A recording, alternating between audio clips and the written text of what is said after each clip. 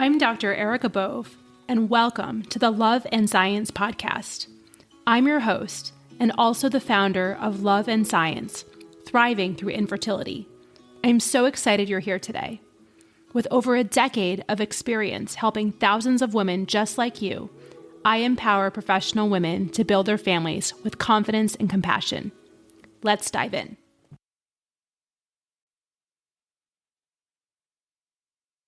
Hello, my loves. We're back for another episode of the Love and Science podcast.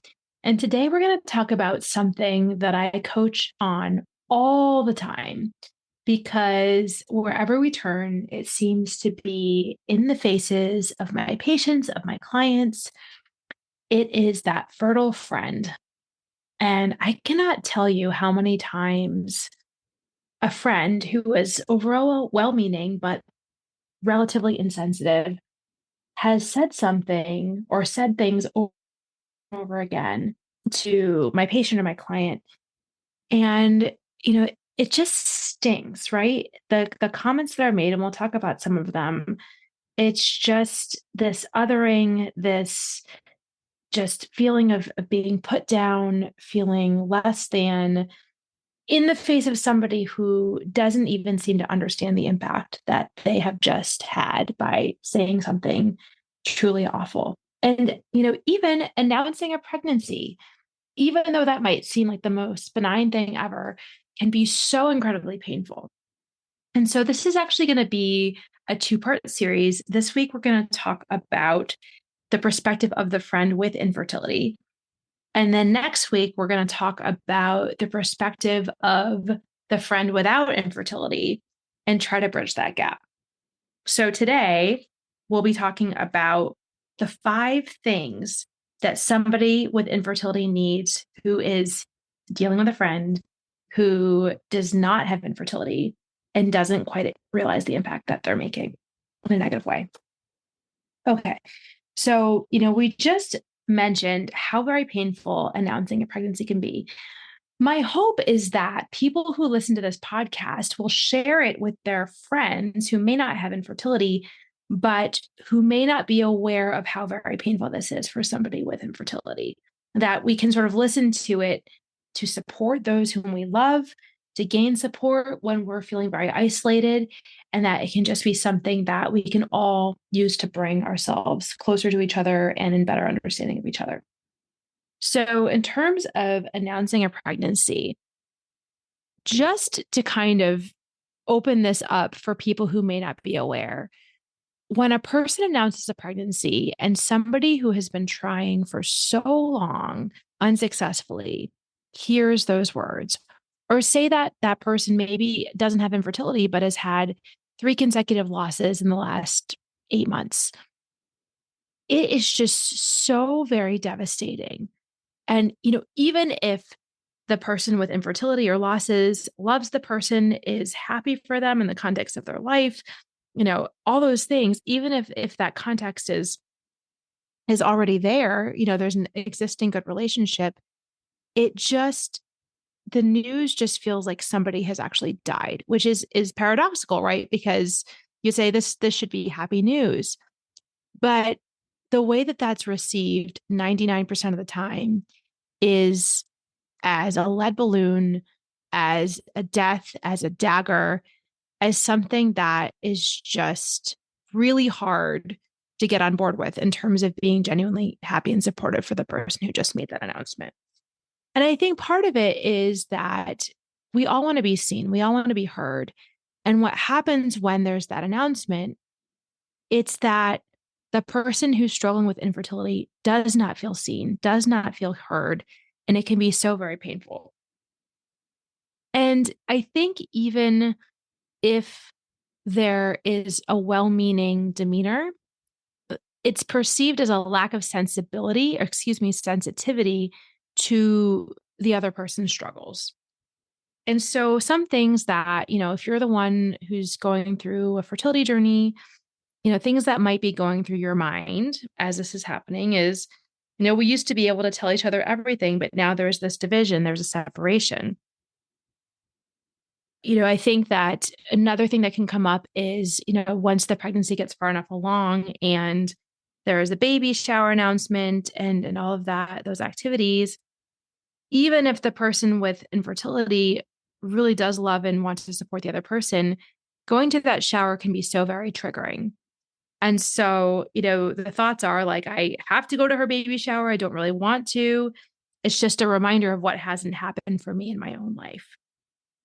Another thing, my clients often say is that, my well-meaning but insensitive friend gives me advice. She tells me just to relax, but she just has no idea what I've gone through, how hard it is.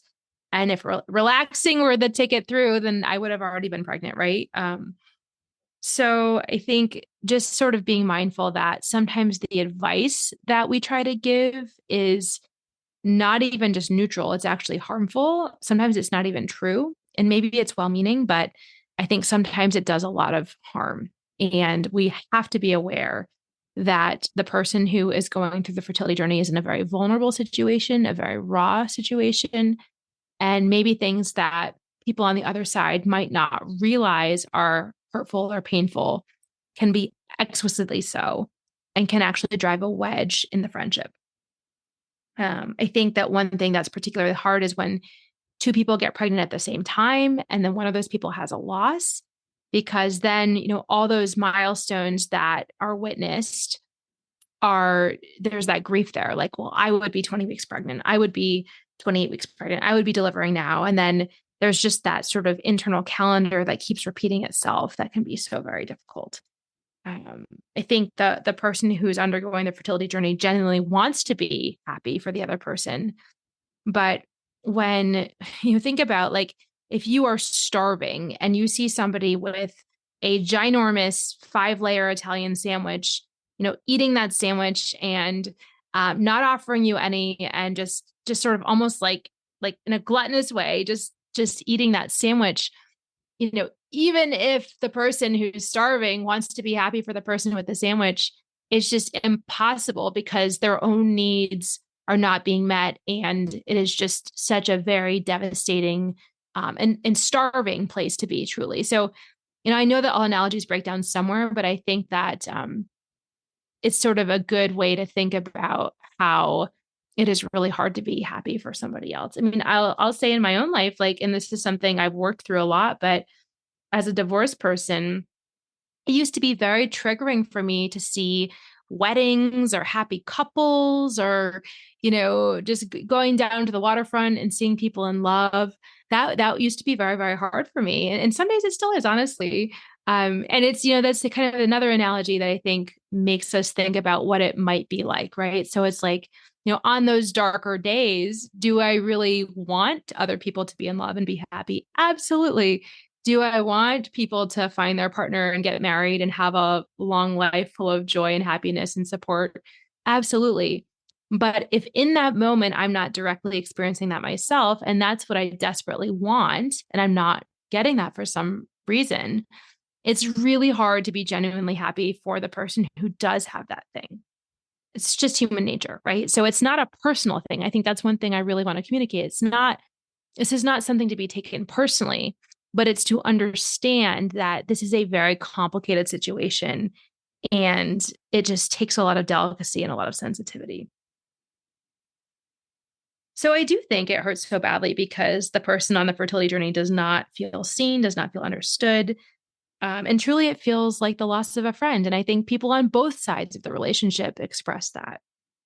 So let's talk about 5 things that the person in this dynamic, in this relationship, who's undergoing the fertility journey needs to have the best relationship possible and to weather the storm of their own fertility journey in the best way possible. So the first thing is oftentimes space. It is very hard to even see a pregnant person if you are trying to get pregnant and you're not successful. It is very hard to, hear somebody say, "Oh, we just got pregnant the first time we tried," or, "Oh, we've never had any problems," or almost, I think sometimes, and I'm just going to say it, there's like this moral superiority for people who can just get pregnant um, without too much trouble. And it's like, okay, it's kind of like saying to somebody who has good digestion, like versus somebody who has constipation, like, Oh yeah, I was blessed with a great digestive system. I mean, I know we don't tend to say those sorts of things, but in the face of somebody with extreme constipation, it's like, why are they bragging about that? Why? Like, it's just the genes that I was dealt. It's just the situation I'm in. But I think that we have to be careful not to sort of exert moral superiority if we are the person on the other side of the equation. So space, I mean, I think that when we talk about trigger reduction, sometimes what we need to do is give space from that particular trigger. And if the presence of a fertile friend or a friend who just can't seem to say the right thing or who is just really saying things that are causing pain to the other friend, I think that space is very appropriate. And again, not to take this personally, but to say, hey, like, I really care about you. However, there's something about your life right now that is reminding me of my own pain and difficulty. And I think I really need to spend time with people who are either not trying to get pregnant or, who are on a similar journey to myself right now. I think that is a very normal, natural thing to ask for. Again, not taking it personally, but it's a very normal and expected need. The second thing that people on the fertility journey need during this time is sensitivity, right? The words and actions of people without infertility, they can just be so painful. And I know I've said that before, but I hope if you're listening to this podcast and you do not suffer from infertility, that you just start to understand that it is just incredibly painful to be on the other side and to be struggling. And there are things that people can do to be more sensitive to, you know, ask the other person how their words are landing that can really, really influence the quality of relationship and can really, cause more closeness instead of more distance. So intense sensitivity, and that is around holidays. Holidays are particularly hard times for people with infertility. They're again reminders of what hasn't happened. Back to school can be super difficult. All the pictures on social media that's going on right now, it's intensely painful for people who are struggling. What else? Some of the softer holidays as well, like Halloween, all the children in their costumes. And again, you'd say like it's not rational to be, triggered by that. That's just like happy kids in costumes. But if you want nothing more than to have a child yourself and you're being shown these distressing images of just all these other people and their children, and again, you never know the full story. Sometimes people only post the top 5% of what they want to be shown on Facebook. But I do think that just sort of people with infertility need a lot of sensitivity around these topics and really refraining from talking about your existing children, talking about your pregnancy plans, how easy it was for you, whatever it is, really just avoid those sorts of things because in the long run, it turns out just much better for all involved. The third thing that people with infertility need is more control over what the conversation content is. And so I think, some people do want like less is more, they don't want to bring it up. Like, say you're the fertile friend and somebody's had an embryo transfer and they have a pregnancy test. Like some people really don't want that intrusion. Some people don't want you to loop back and say, like, hey, how's it going? Did that transfer work? All those things. Other people do want that, right? And so I think that the important thing is that you ask the person who's on the journey what they need the most for support. Maybe they want more frequent check ins. Maybe they don't want anything spoken about this unless they bring it up themselves. But I think, one example I like to give around holiday season is like, hey, I'm going to see you at this Christmas party. And I know you're struggling, with this process right now. Do you want to bring it up? Or, do you want me to bring it up? Or do you want it to be off the table in terms of conversation? And that's just like, you're going to see the person, that there's going to be this awkwardness in terms of what may or may not be shared. But if that sort of question is asked ahead of time, it puts the person with infertility in the driver's seat. And I will tell you, there are so many aspects of life that feel out of control. Schedule, finances, timing, lack of good results, hearing bad news, all those things. And so if you can give that person the control over sort of what the content is, what the timing is, how they want the conversations to go, that will help a lot. The fourth thing that people with infertility need on the journey is one-on-one time with you as their friend. And so, I will say you are the fertile friend and you have a toddler and you're like, oh, what's the big deal? We'll just go for a walk and I'll put the toddler in the stroller as they nap. That usually does not work well, right? So, you know, when there's a kid around, everything seems to focus on the kid, like their nap schedule, what they're eating, what they're doing in preschool, like whatever it is. It's really, really, really hard to talk about anything adult and have any sort of meaningful adult conversation. And then the focus becomes the kid, which of course it does because kids take a lot of energy. But then it's just further a reminder that one person has a kid, the other person doesn't. And there's that divide. So, if you are in a relationship where your infertile friend wants to spend time with you, do your very best to get childcare for that child, make sure they're in daycare or something else so that you can have that connection of your friendship and not have the focus be a child, which again, like I said, even though children are wonderful, it can be just very triggering and it can take away from the original bond of what connects you. The fifth thing that somebody on the fertility journey really needs as they're going through this with friends who may be fertile is permission to step away from the friendship temporarily. And I understand that this might seem kind of alarming or disconcerting because it's like, hey, we've been friends for 20 years and now it's happening. Or maybe you're colleagues in medicine and, you've done everything together since you were in residency, all the, whatever it is, like let the person on the journey be in the driver's seat, right? And, there will be a time when that person's fertility journey, you know, comes to fruition. And hopefully they get what they're hoping for, which is either to build their family or to have a child in the first place, and all of those things. But I think sometimes it can be very, very hard because we take it personally. I'm saying we, kind of the other person on the other side of the equation, right? Um, in terms of somebody doesn't want to spend time with us, or they're not as sort of chatty as they used to be, or they don't want to go to the kid's birthday party, or whatever it is. But just understanding that that person's in a dark place, just as you would treat a friend who's a widow who's just lost her husband, or something like that, right? This is a very raw, vulnerable time, and it really has to be led by the person who's going through the struggle.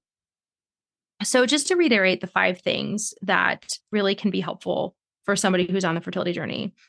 The first one is space, right? So, really allowing space for that person as they need it. The second is this intense sensitivity, words, actions, holidays, anniversaries, all of it. The third thing is control over the content of the conversation specifically in terms of how much stuff about fertility to talk about and how much not to talk about. The fourth thing is one on one time, right? So friend to friend and trying not to bring children into that mix unless the person specifically says they want to see the kid. I think, just understanding that children can be triggering and it's usually best to try to make it as much adult time as possible. And then the fifth thing is to know that, hey, if this is a quality relationship, it is going to endure the test of time, right? There were times, say you were in training together when you were on different rotations, or maybe you're in different cities for different parts of your training, or maybe you were friends in residency and then you went to different places for fellowship and then, you lost touch and then came back. Like friendships have seasons, just like intimate relationships do. And if this is a quality friendship, it is going to endure the test of time. Interestingly, giving that space, giving that permission to let the friendship grow apart temporarily while the person with the fertility journey is sorting it out, right? Holding space, being there, but not taking it personally if it feels like the friendship is falling apart, right? That actually in the long run can strengthen a relationship because it's like, I see you, I understand you, or I'm trying to understand you. And I know this is a really hard time. Like, let me know what you need because I'm here for you and I love you and I don't want to make anything worse. So, I think that friendship is it's one of those things that, gosh, I wish I could make it easier than it is. I think that um, especially as women, sometimes we naturally compare ourselves to each other. I truly think, as I've said before, that the 11th commandment should be thou shalt not compare. Or even like, I've even seen two people on the fertility journey compare their own journeys. Like, well, I got this many embryos. How many did you get? And, I think we just need to take the metrics aside, take a step away and say, who are you? What do you need? What is the most helpful for you right now? And how can I be that friend? And do your best? Because at the end of the day, we all are doing our best. And if we can hold each other in love and sensitivity and understanding, I think then we will find a way through. So please do share this. Please listen if you're on the fertility journey and just know that you're not alone, that every single person goes through this at some point. And, tending to your emotions, tending to your feelings, finding a supportive community of people who understand. It's all so important. So just hopefully it's validating that you're not the only one, and that this is really something that people talk to me about every single day of my entire life, because it's just so very painful and powerful. If you are the fertile friend who's listening, please take these suggestions to heart. Please put the relationship in the driver's seat of the person who's struggling, and, hold space, show up with love, and don't take it personally if certain things about you or your journey are triggering, because unfortunately that's just the way it is. And, with enough love, with enough space, with enough attention and permission, there is a way through. Okay, my loves, see you next week when we'll talk about it from especially the perspective of the person who perhaps doesn't have infertility, and what they need to know. Okay, talk to you loves soon. Bye. Thank you for listening to the Love and Science podcast. I'm so glad you joined us today. If you found this conversation valuable, if you could please rate, review, and share this podcast with your trusted people, it would mean so much to me. If you want more tools to help you navigate the fertility journey, please book a discovery call with me today. The link is in the show notes. Please do not let infertility have the final word. I'm here to take the burden from you so that you can achieve your goal of building your family. In gratitude, this is Dr. Erica Bove. I'm rooting for you always.